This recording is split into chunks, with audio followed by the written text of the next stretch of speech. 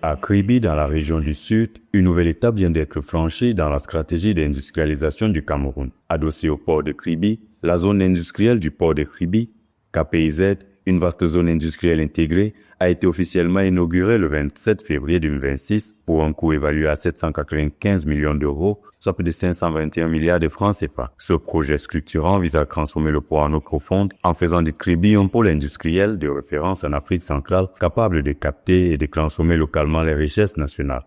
L'ambition est simple, elle est de faire passer le port de Kribi et notamment sa composante industrielle à une autre échelle et véritablement s'aligner sur les standards internationaux en matière de développement de zones économiques et de zones industrielles. KPIZ aura pour mission de concevoir, financer, aménager, exploiter et maintenir cette zone de 4000 hectares.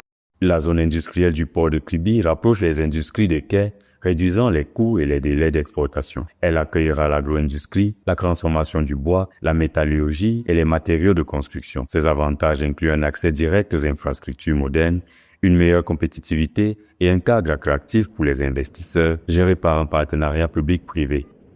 La zone industrielle intégrée au port de Kribi est l'illustration concrète de la stratégie nationale d'industrialisation du Cameroun. Transformer localement les matières premières, renforcer la compétitivité logistique et industrielle, positionner le Cameroun comme hub industriel et portuaire majeur en Afrique centrale.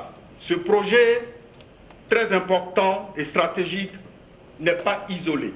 Il est clairement aligné sur la stratégie nationale de développement 2030, sur la dynamique de la ZLECAf, la zone de libre-échange continentale africaine.